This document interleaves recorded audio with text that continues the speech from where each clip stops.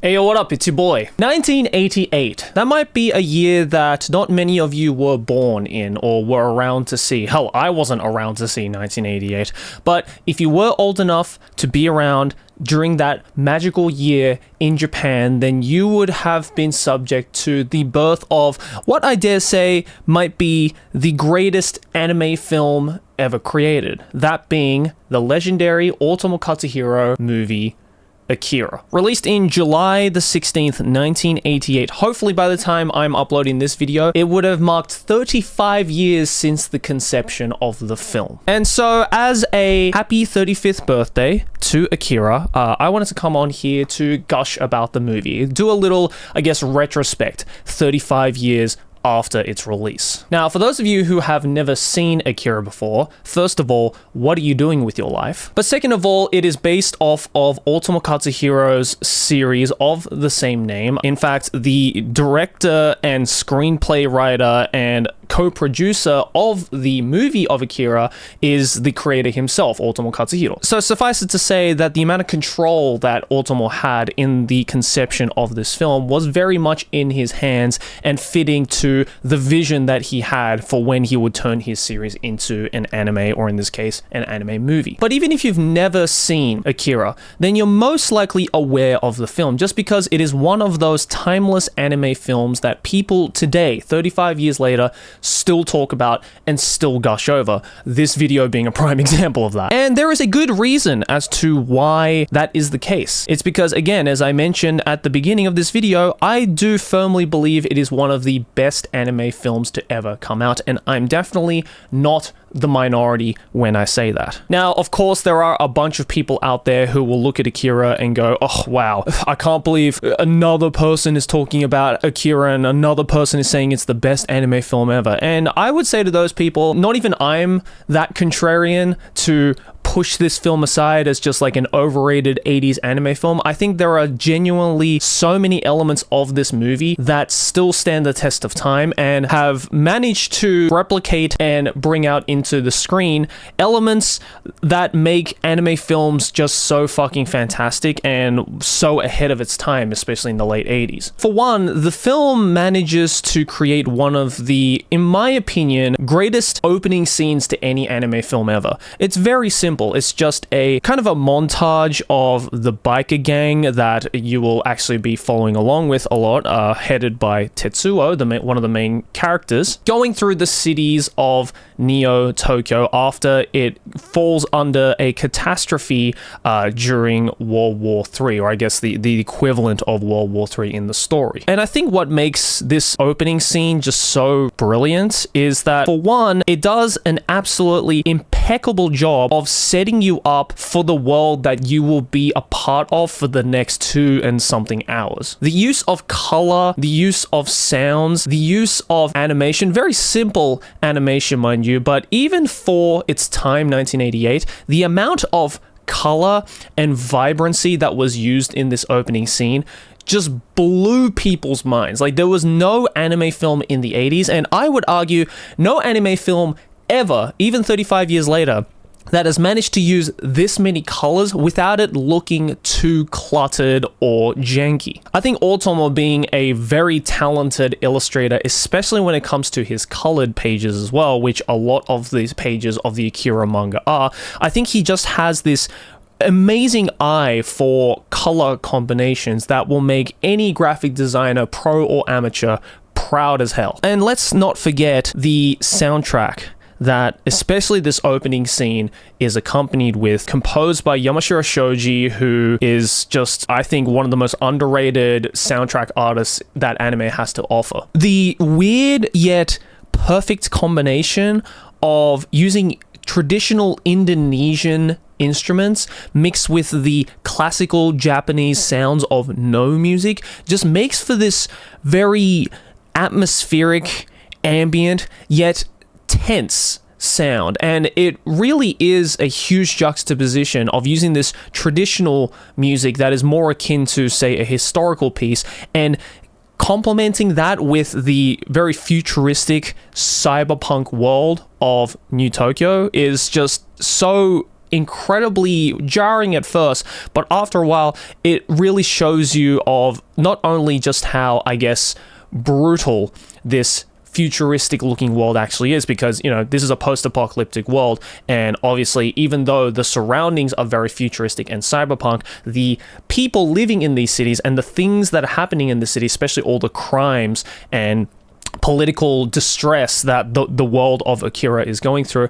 it just perfectly matches with the very primal music. It's like a bunch of like historical apes living in a futuristic city. And I mean, hell, I've even got the Akira soundtrack, Symphonic Suite soundtrack on a vinyl up there, so you know this shit goes absolutely hard even outside of the context of the film as well. Now look, just to preface, the ending to this film, which obviously I will not be spoiling because the whole point of me making this video is to get you guys who perhaps have never given the Akira movie a shot to actually go give it a shot. I believe it is available on some streaming sites. If not, you can easily find it on the internet. But the ending to this film is very different to the ending of the manga. In fact, the ending of the Akira film is actually a film original, although it is different to its source material, considering the fact that the movie was directed and written by the creator of Akira, Otomo Katsuhiro. A lot of people are kind of using the ending of the film as still a canonical ending, maybe just in, I guess, a different universe. Because admittedly, if you've read the manga and then you go and watch the anime, then you'll actually find out that the contents of the movie only really fill up to around the first half of the manga series, around volume 3 or volume 4, if I remember correctly. So even for manga enjoyers or people who've already read the manga, this movie will actually give you a completely different spin on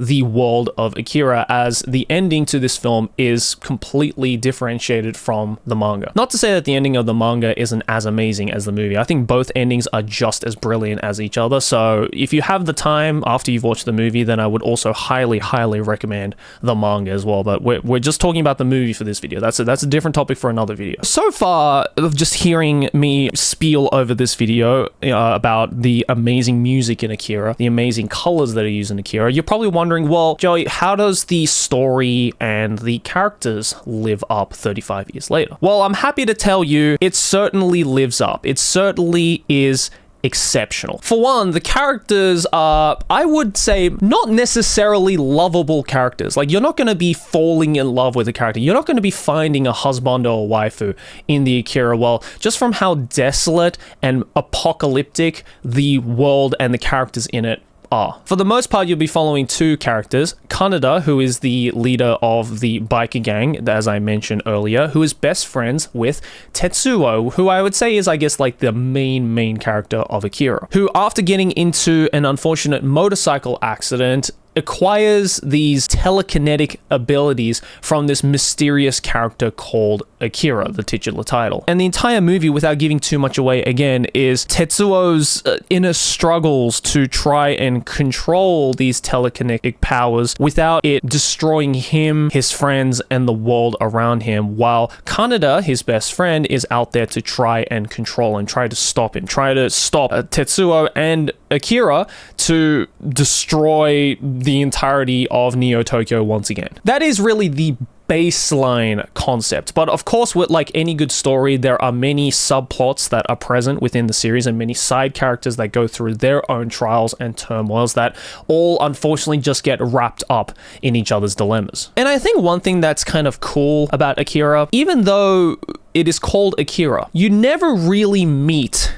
the character Akira, or you do in some aspects, but it is not exactly certain as to what Akira even is in this movie. Sure, in the manga, it is explained a lot more in depth as it is twice as long, and it definitely has more time to flesh out its story. But at least in the movie, the whole idea of who Akira is or what Akira is in the context of the film is kind of purposefully left open-ended. That might have been by choice by Otomo, just so that he could get people to go and read his manga for the full context. But the lack of explanation on this mysterious aspect of the titular character does not take away from the overall storytelling and the conclusion as well. Now, I'm going to go into some specifics with certain elements of the movie that I personally really enjoyed. Obviously, I won't be able to talk about it all because otherwise this video will be 2 hours long, unless you guys want to see a video that's 2 hours long. But I think one thing that the movie did such an incredible, yet such a risky job of doing is its deliberate use of silence. Now, film experts and cinematography experts can debate all they like about the importance of silence in their own videos or in the comments section below. Feel free to do that, please. But at least from me, who has never really, studied filmography at school or anything like that, I just kind of like studied it on my own because I enjoy many aspects of filmography and love watching films, animated or not. I do understand that, yes, having a great soundtrack in a film is obviously important, which, again, as I mentioned, Akira does a fantastic job of. But I think Akira also does a fantastic job of purposefully leaving out music. Like, it's even evident just by looking at the symphonic suite of the Akira soundtrack right here. If you actually check it out, there aren't a whole lot of tracks that you can see. And mind you, this is a 2-hour-long movie. Considering it's a 2-hour-long movie, there are not that many tracks on the entire soundtrack. And in its place, what Otomo Katsuhiro and the team managed to do was to leave ambient sounds, to leave atmospheric sounds, and even sometimes in some scenes, just straight up cut all of the sounds. For example, you will experience that right from the very first scene of Tokyo getting blown up in this World War III situation. A giant explosion happens, which has created some of the most instantly recognizable anime scenes ever. The lack of sound is very unnatural, especially when you're watching a film. There are lots of scenes in films that you might think are silent, but for the most part, 9 times out of 10, they are not actually silent. They have atmospheric sounds, they have ambient sounds, even while you're just standing in your own room, right? You will hear ambient sounds. You will hear maybe the air conditioning on, or you will hear the sound of your ears ringing. You will hear the sounds of winds outside. There is always sounds present, unless you are completely trapped in a soundproof room. But anyone can tell you who's been into one of those soundproof rooms where you can't hear anything, zero, will tell you just how uncomfortable and tense that feeling is. And I think that's what's so brilliant about even just the opening scene of Akira, where by completely cutting out all sounds, ambient, atmospheric, everything, it creates this really tense moment. And combine that with the opening scene of Tokyo getting fucking destroyed through this explosion, it instantly puts you into this tense situation. It puts you into this uneasy situation, which is perfect for the rest of the film, because let me tell you, the rest of the film doesn't get much easier on the heart after that. And I think the deliberate use of that was just a fantastic way of, again, creating that tension that I think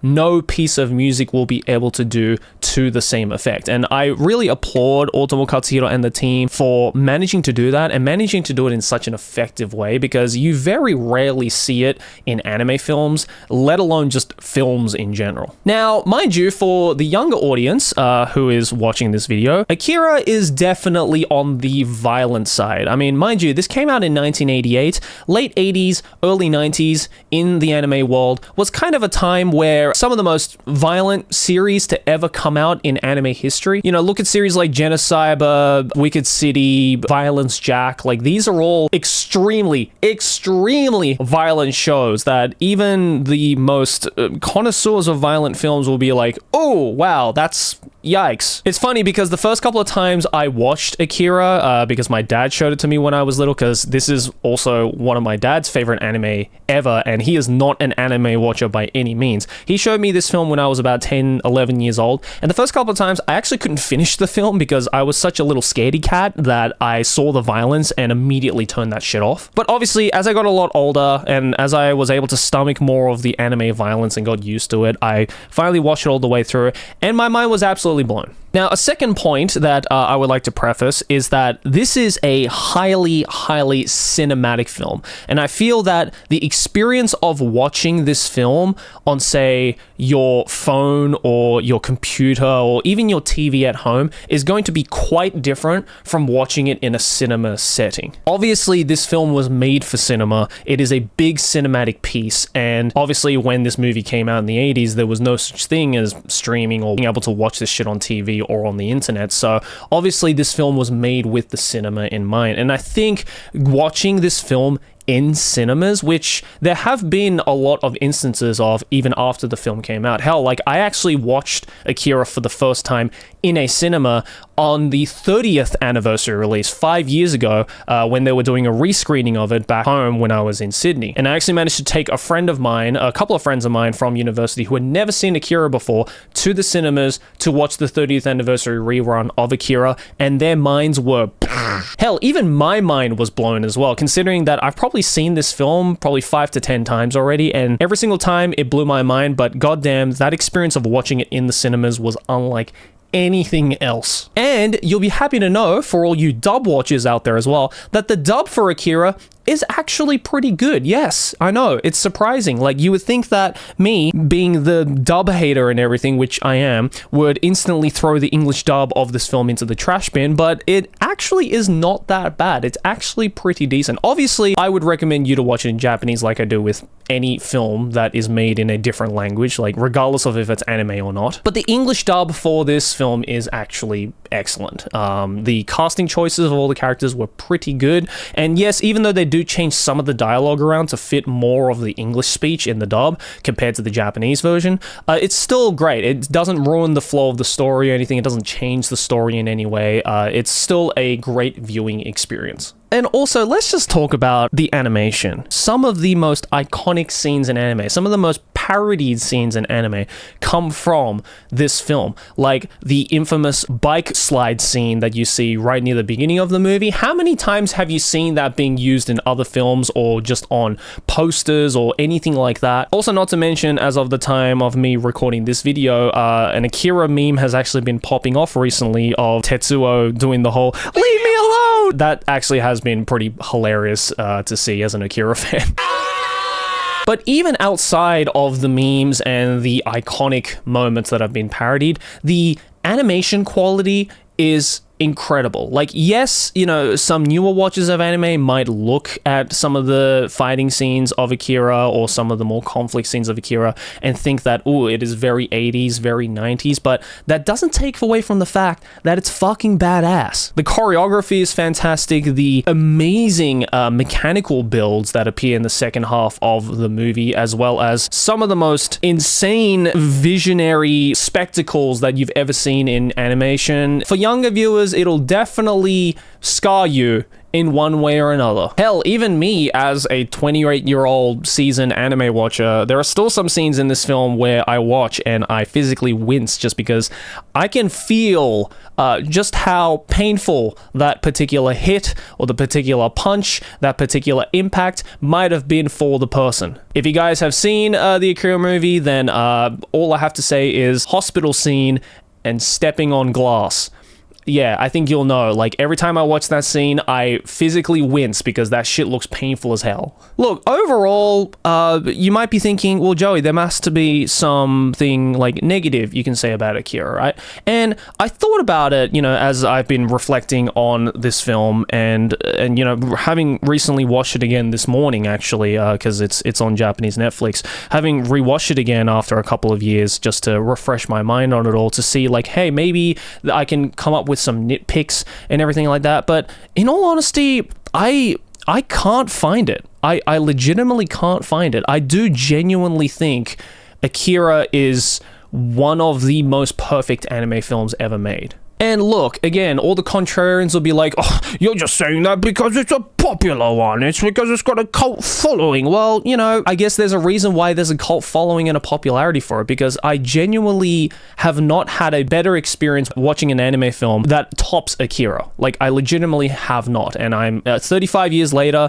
I'm still waiting for that film that will blow me away more than Akira did. And I don't think it's come out yet. in all honesty, I don't think it has come out yet. Again, there is a reason why this film is considered by many to be not only one of the greatest anime films ever made, but some critics have even called it just one of the greatest films ever made. And that's a massive, massive order to say. That's a massive call to say, especially in the world of popular, even live action films that Hollywood and other productions have created. To say that this anime film from 1988, just this fucking weird ass anime cyberpunk film from 1988 is one of the greatest films ever made. That's a tall order, but honestly, I also can't completely deny that. I mean, look, I'm not going to say Akira is one of the best films ever made, like in general. Like, there are obviously some films that I hold to higher regards in my mind, but I can say with absolute certainty that Akira is by far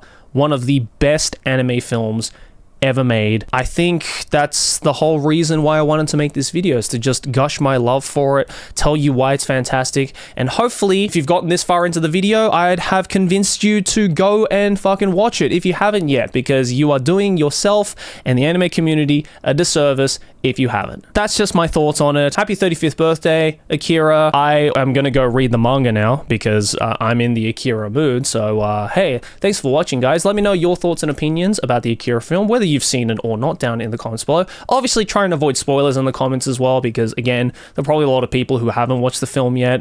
So, you know, just give them words of encouragement if they haven't seen it yet. And hey, thanks for watching. If you enjoyed this video, make sure to smack my face right here to subscribe to the channel. Let's keep making big channel number go bigger. Over here next to my head is a couple more videos you can check out if you enjoyed this one, and the links to my social media as well as my Patreon to support me directly, and my YouTube Shorts and TikTok page, which are blowing up, by the way, thank you very much, are down in the description below, and I will see you all in the next one. Peace.